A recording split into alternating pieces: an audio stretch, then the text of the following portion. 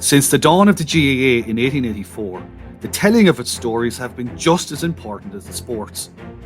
Through the years, heroes and matches have been immortalised, inspiring generation after generation. But some of its most important stories have also gotten lost or turned into legend. And in this series, we will explore some of the GAA's most fascinating forgotten tales, separating rumour from reality and myth from the truth that is often more amazing than the fiction. I'm Michael Foley. And I'm Ciaran O'Hara. So join us for Over the Bar, exploring the histories of the GAA.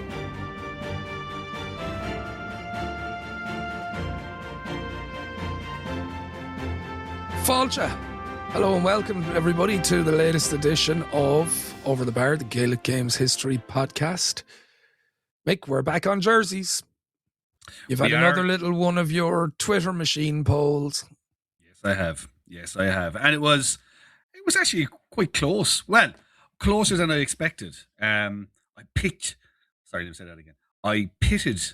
Galway and their maroon jerseys against Armagh and their bright orange jerseys. And I just thought that Armagh would probably romp home.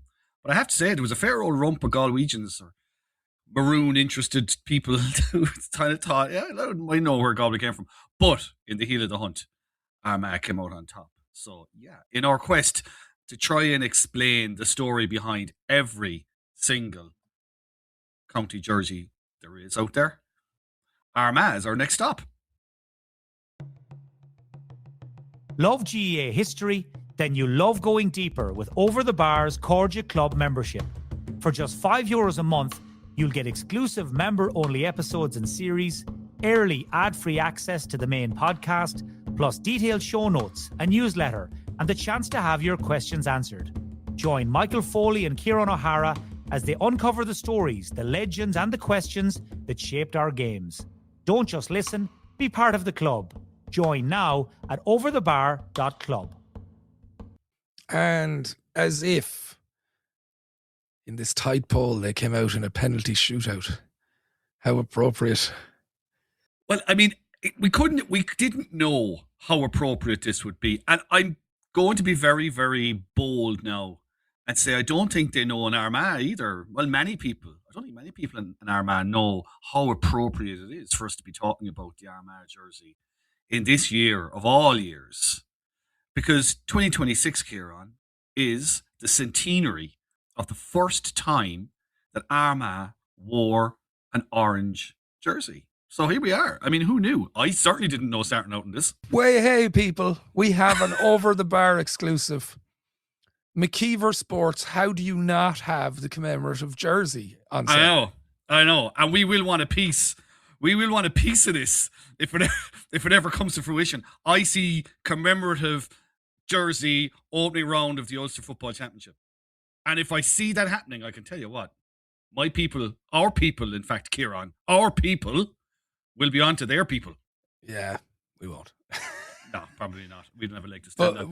We'll claim an inordinate amount of credit for it. Enormous credit for this now. This is like, I mean, we don't get credit for anything else. So hell's bells, we'll claim the credit for this. However, has to be said, I got an awful lot of assistance from a few different places to get this one together because, and this is no slight on Armagh at all, but in keeping with a lot of different counties, we're not, and I've often said this before in relation to other things, but as an organisation and as a community, the GAA aren't always great to look after their history. So certain things, very basic things, get sort of lost in the mix. And it's kind of understandable because the day-to-day running of the GAA at all levels is a pretty onerous task. So it's not surprising if bits and pieces get lost in the mix. So, for example, things like, well, why do Armagh wear orange? Why do Cork wear red? And so on. There you go. You just beat me to it. You've put the question in. I don't need to do it anymore. No, I don't. So. No. You sit back, relax. So why do Armagh wear orange? I'm going to sit back, put on my smoking jacket and slippers and just let you tell the tale. I thought you were going to say watch your Mayo's Golden Years DVD from the tens Just let me rabbit away. That would be a film reel, in fairness. yeah. Listen, you had a lot of good days as well. You had a lot of good days. Just came up against a great team. But anyways. Yeah, Armagh centenary. So it all started. And it wasn't even the senior team, Ciaran. The first Armagh team to wear an orange jersey were the Armagh junior footballers. So if we go back before, actually, just take a couple of small steps back before we get to the orange jersey, back to the season of 1926. So the Armagh seniors go out on the 9th of May for the first round of the Ulster Championship, and they're playing Antrim. And they lose to Antrim in the first round. But on the same day, the juniors beat the Antrim juniors by 5 points, 2-5 to 1-3. It's a mix of when you see the names on the team sheet for this one, it's very much I would imagine that there are an awful lot of people who've been involved with Armagh up the decades since who have a lot of roots in this squad of players. So you've got Loughran, McCusker, Toner, Kernan, who we'll come back to in a minute, McAvinci, McKeown, Quigley, Doherty, and a man called Jerry Arthurs. Actually, on the Armagh. I think most of us have heard of Jerry Arthurs. Well, anybody who's had to buy a ticket for the stand in Clonus will know that it's called the Jerry Arthurs stand. And Jerry Arthurs was originally from Cady in the south of Armagh, but he's probably better known, quite apart from being on this Armagh junior football team and playing football for Armagh into the 30s. He was Ulster Council treasurer for 42 years. He took over in 1934, and he took over at a time when the Ulster Council was in dire straits. Like, financially, they were on the floor. But he stabilised them, and he brought them to a place of fine prosperity, and that is why the stand in Clones is named after him. Also, Ciaran, he was an umpire in the Polo Grounds in 1947 for the All-Ireland football final. Somehow we always get back to episode 1. We really do. It's just one big, huge circle leading back to the Polo Grounds, all of this. And I mentioned a Kernan there as well, Ciaran. That would be Jamesy Kernan, who was an uncle of Joe Kernan, of course, great Armagh footballer, all-star manager of the first Armagh senior team to win an All-Ireland, whose sons, Aaron and Tony and all that, like a fantastic football and family from Crossmaglen. Well, Jamesy was on this team. Jamesy possibly better known, unfortunately, for being involved in 1929 in an Ulster semi-final against Cavan, where he was taken off after a bad clash with Jim Smith, the Cavan captain, and unfortunately Jamesy died a couple of days later. He had got a perforated intestine in whatever way the clash occurred. But that story it kind of mushroomed into something much bigger, which I'm just going to park there because I think it might be something we come back to in future. But that's just to give you a flavour just of one or two of the Armagh guys. Like, they went on, they won the Ulster semi-final, Ulster junior semi-final now, against Monaghan in late August. And a couple of weeks after that, they had a home draw, would you believe, Ulster final at home against Tyrone on the 19th of September 1926. Massive crowd turned up to it, as you can imagine. Doesn't sound like a classic, Ciaran, I'll be honest. 3-2. Yeah, it was the time. Yeah, I think it was around this time that newspapermen started referring to these matches as an arm wrestle. An intriguing Ulster junior final was played out at the Athletics ground last weekend, etc., 3-2. So anyway, they got through that. Tremendous stuff. So now they had an All-Ireland semi-final to look forward to against Sligo. Now, as we, if you come up the decades, the junior championship was routinely used and abused. Some days it might get a good billing somewhere. Other days it could be played in the back end of Beyonds on a random Saturday afternoon in front. Here you go. Hang on to your hat there, Ciaran. The All-Ireland junior football semi-final between Armagh and Sligo was scheduled for the 17th of October. And what other game was on that day? Well, I'll tell you what other game was on that. It was probably, let me just guess. Go on. The All-Ireland final of 10 years before. Like, it's just you're actually so close. It's the All-Ireland football final of 1926, but it's the replay between Kerry and Kildare. So it's a massive occasion. So you really, if you go back and read the papers of the time, there was 10 trains came down from the north carrying people to Croke Park. It was a brilliant crowd at it. The KD Pipe Band, Jerry Arthur's home place, They came down in there and they were dressed as little kids, like kind of mascotty type kids in old Celtic regalia. They led the team through to the train station and down they went to Dublin.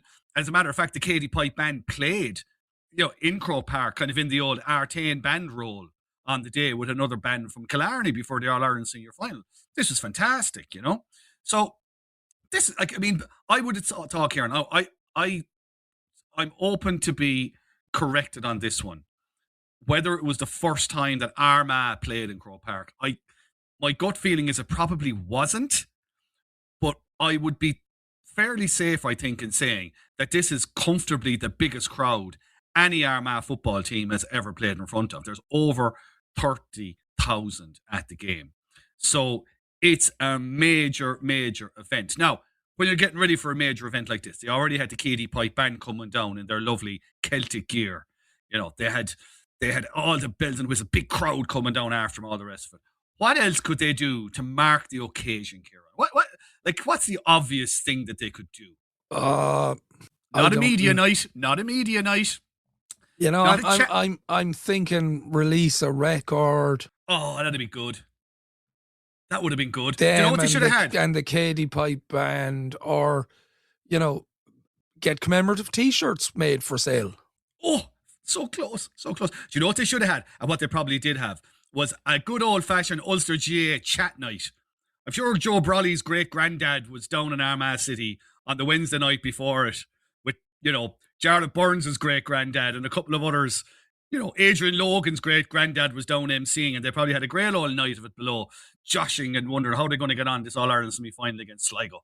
But anyways, what they did do was order a new set of jerseys. Now, at this point, I just want to give some credit and thanks to a couple of people who helped me a lot in putting this together. First of all, Donald McAnallen, GA historian, and a great man to ask an awkward question to, because he'll usually come back to you with some fascinating answers, and he certainly helped in the research of this. And also Patrick O'Sullivan down in Kilkenny, who's a fantastic collector of GA literature and who was able to dive into a long lost Armagh history book to try and help piece together exactly how the orange jersey came to be. So if you think about it, right, 1926, we've already talked in a previous episode about the arrival of the national leagues on the scene in 1925-26.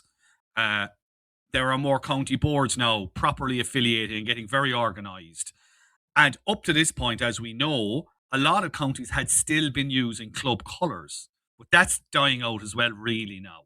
So Armagh are in that zone. So in the years before that, they had used the black and amber of Crossmaglen Rangers, largely probably because Crossmaglen had won a bunch of county titles in that period. So as county champions, they used black and amber. But Armagh also, by the way, wore green and yellow jerseys in an Ulster final in 1920, Ulster senior final in 1920. They got to another All-Ireland junior semi-final in 1924, and they wore what's described as a quartered jersey of dark green and amber. So if you can imagine, a bit like, I suppose, a jockey would be a jockey's silks, I suppose, kind of quartered like that, right? So they had an interesting kind of array of different things. But the day that they ran out in Croke Park, the Meath Chronicle noted that Armagh wore locally manufactured saffron jerseys with snow white knickers. So this was new. This is very, very new. They're wearing saffron. The knickers sound very new, but the saffron, is saffron not like an amber colour? Well, you see, when we think of saffron now, do Antrim not wear saffron? That's how we uneducated oafs with our limited knowledge of palette and colour think. We think saffron, Clare, Antrim. But saffron, if you think about, the spice, it's also orange. It's a shade of orange. So when they refer to saffron, in this case, they're talking about an orange jersey. As a matter of fact, the Frontier Sentinel, which was a local newspaper in the Armagh area as well, had a line about it when they ran out. They said the appearance on the field of the orange jerseys was the signal for an outburst of applause. It was interesting to note that the very harmonious colour was somewhat puzzling to many Southerners who frequently confound yellow with orange. Now, Ciaran, you ignorant Southerner, you. I'm a Philistine. There's just no point in. Don't go any further with this. Armagh, they said, gave them a lesson in colours as well as junior football. So there you are now. They're and very they proud of their new continue to jerseys. do so a century later. Love GEA history? Then you love going deeper with Over the Bar's Cordia Club membership. For just €5 a month, you'll get exclusive member-only episodes and series, early ad-free access to the main podcast, plus detailed show notes, a newsletter, and the chance to have your questions answered. Join Michael Foley and Ciaran O'Hara as they uncover the stories, the legends, and the questions that shaped our games. Don't just listen, be part of the club. Join now at overthebar.club. The question is, I suppose, where did the jerseys come from?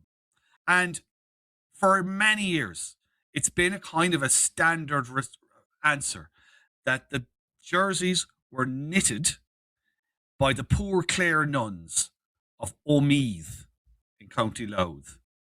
And true enough, the Poor Clare nuns had a place on Howes Hill in Omeath. They ran a little knitting factory from out of there. They also, by the way, the Poor Clare nuns, by the way, who take a vow of poverty. Yeah, I was going to say service. that's kind of, to younger audience, they probably wouldn't know who the Poor Clares are, but we used to hear a lot about them when we were younger. They were a religious order that took a vow of poverty and committed themselves to charitable works. Exactly. Longest surviving female religious organisation in Ireland, by the way, the Poor Clares. There's still a few around. So I think in this context, they probably are just about fulfilling the terms of their brief. Think about it. The Poor Clares in Omeath, for example, right? Apart from running a knitting factory, which in time will produce knitwear for a fashion brand called Hardy Amos, which was distributed all over Europe. Hardy Amos actually made clothes for the Queen. So for all we know, some of the knitwear out of Omeath was worn by Elizabeth II. But apart from that, right, they also ran chalets for paying guests. They had a retreat house for ladies that later became a guest house for the elderly. So they were in all sorts. They had their finger in every pie, Ciaran. They did their beak where they liked. But to be fair, we can't say that they made a fortune out of it. I suppose the idea of all of these things would have been to create employment in the local area for people who needed money, who didn't have jobs, etc. So they did make jerseys for Armagh. They made jerseys also for Cooley Kickham's, the club, and they finished up in Omeath in 1970. Now the bog standard, insofar as it exists, story that went along with the Armagh jerseys, they were knitted by the nuns in Omeath. But if you go back to my friend, the correspondent in the Frontier Sentinel, he has a slightly different version on this. As I said, there's a quote, the appearance on the field of the orange jerseys, and then in brackets, he says, which are a credit to the manufacturers at the Little Flower knitting industry, St. Clair's Convent, Newry. That would seem to, well, while both are in the area, that would seem to make more sense, wouldn't it? It would, just about geographically. And the knitting factory in Newry was opened in 1924 by the Poor Clares. So it's not long before this match, in a couple of years. So maybe it was a new industry, and it just kind of worked that. And plus Northern Ireland is not in existence. The border is in existence. So maybe it was easier to operate with someone in Newry than Omeath. Who knows? I put it this way.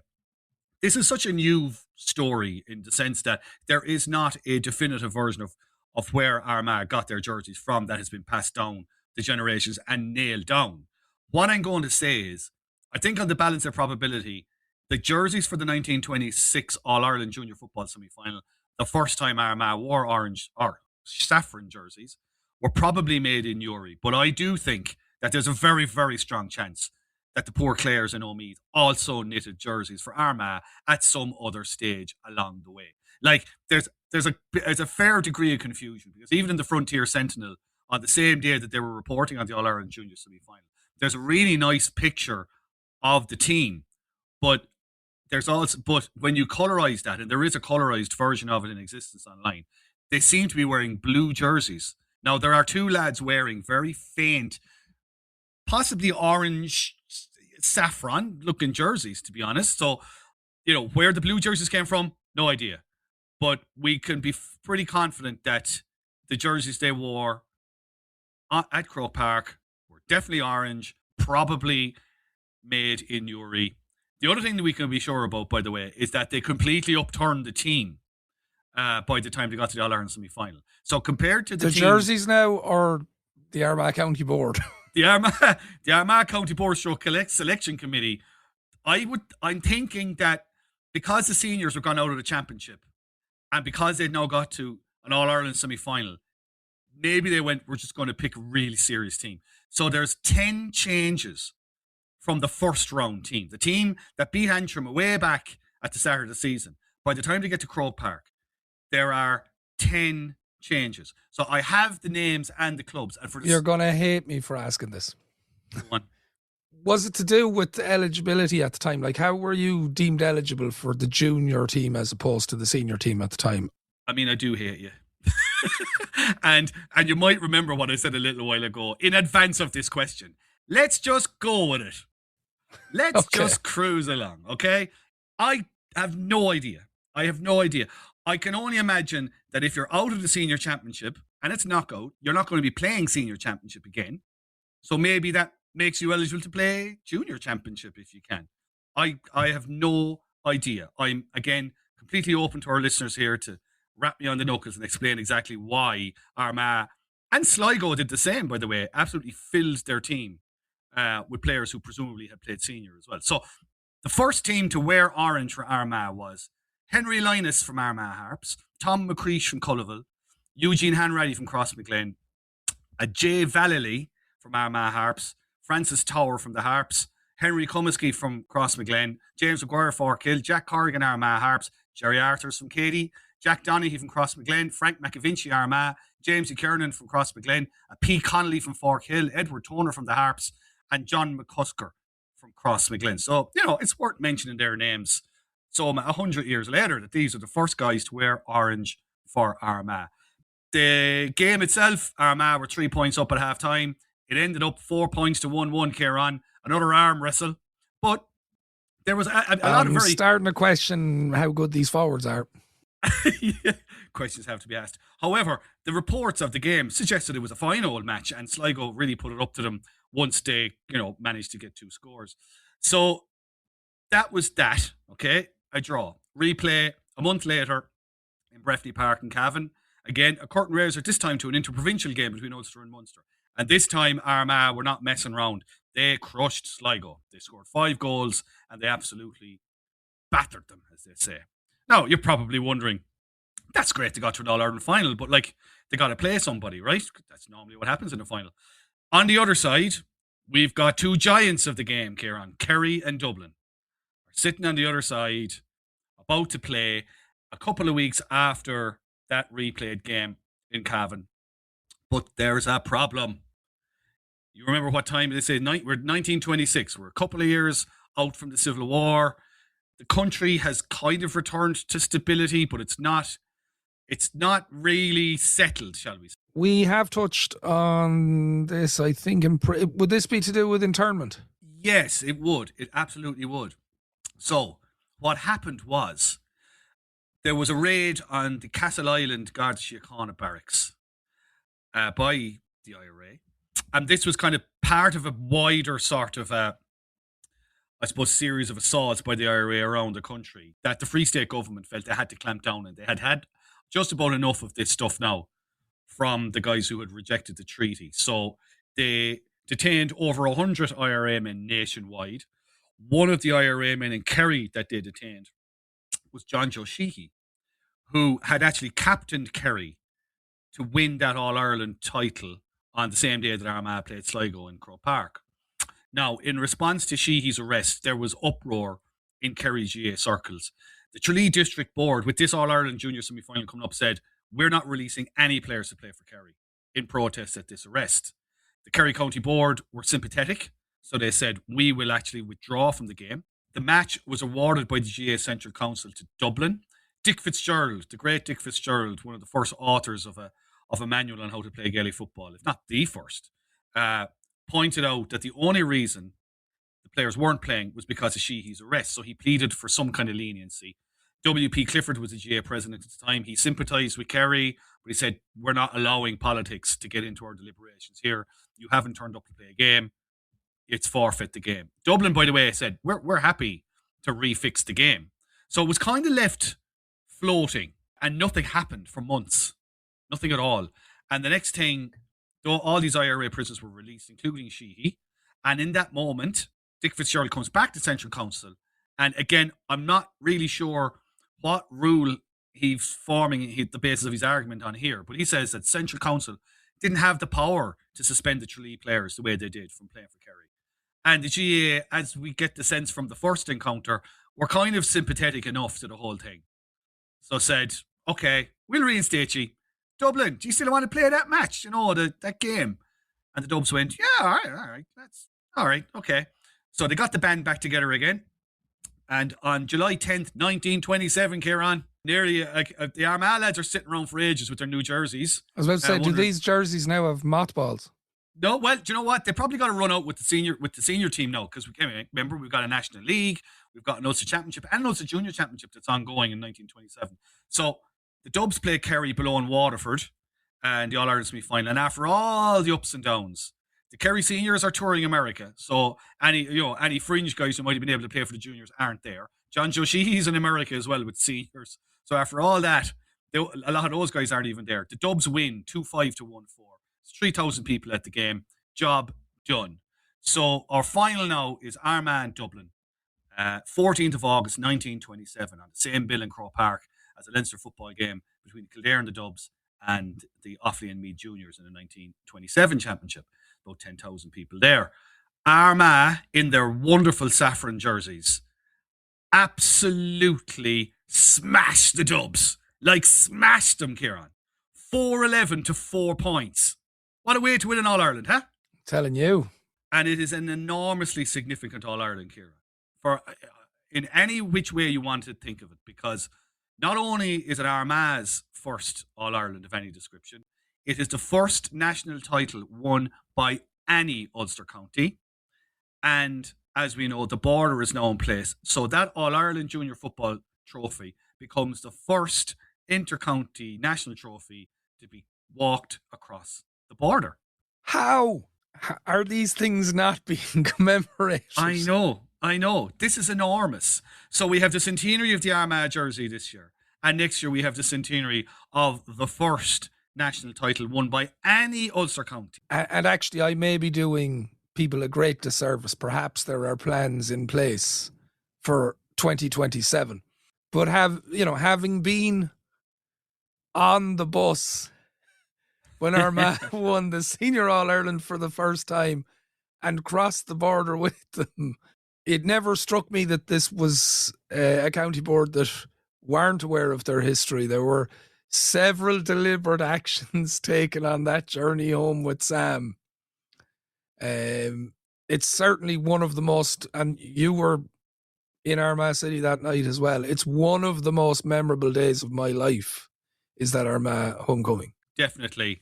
I covered a few homecomings over the years, kind of trailed off once the Dubs kind of took over the tens, but of all the nights and all the days following a team back up the road or down the road or across or away west or whatever, the Armagh homecoming in 2002 up to Crossmaglen and on to Armagh City was just one of the most amazing things. Same as you, one of the most amazing things I've ever witnessed. It was absolutely magic, and I've talked about it ever since, and I'm sure I'll talk about it to my dying day. The spectacle and how the whole thing ran, and just the memories are absolutely magic. But the single longest bus journey of my life, and I've taken a bus from Townsville to Mount Isa before in Queensland. Oh, good God. Well, it's just magic. And, of course, we can't really compare 2002 with 1927 when they came home with the All-Ireland Junior title. But we can say this, that the reportage of at the time makes it sound like a very, very, very special night. So The homecoming was to Armagh City. There was a special lorry decorated. The players were seated on the back of the lorry. The Katie Pipe Band were back again. They were on the front of the lorry playing away. There was torch bearers escorting them into the city that night. They were welcomed at City Hall by Father Finnegan, and he gave a speech. I'm going to guess, given that Armagh is a cathedral city, that Father Finnegan is maybe the bishop's representative on earth or something like that. But anyway, he greets them and he gives a fine speech. Success, he says, comes from the spirit of loyalty and cooperation that they engendered. And then he says, quote, the spirit of discipline and conscientious training enabled you to take the field in a condition that called forth admiration of Southerns, Ciaran, who thought that in the realms of Gaelic football, nothing good could come of Ulster. Imagine that. It will, and then he's talking then a little bit later on, he talks to the young people, speaking out to the young people in the crowd. And he's admiring... Young people of Ireland. Young people of Armagh. It will fire their ambition, he says, to find their highest honour in wearing the saffron jersey, Ciaran, of their native county and bring home one day the blue ribbon of the sport that knows no bounds, the All-Ireland Senior Football Championship. And no doubt, a huge cheer from the crowd. And I doubt if they thought they would have to wait 1927 all the way to 2002 before that would happen. So McKeever Sports, you have missed the boat for this year.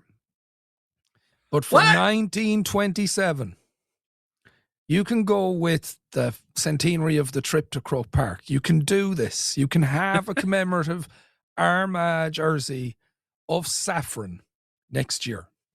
Listen, I wouldn't put it past any enterprising manufacturer to get on their bike. There's still time for the championship. And remember, this didn't happen till the autumn, so maybe there's something. Anyway, this is not our concern. We're only concerned with telling the story of where our jersey came from. Oh, naturally. Naturally.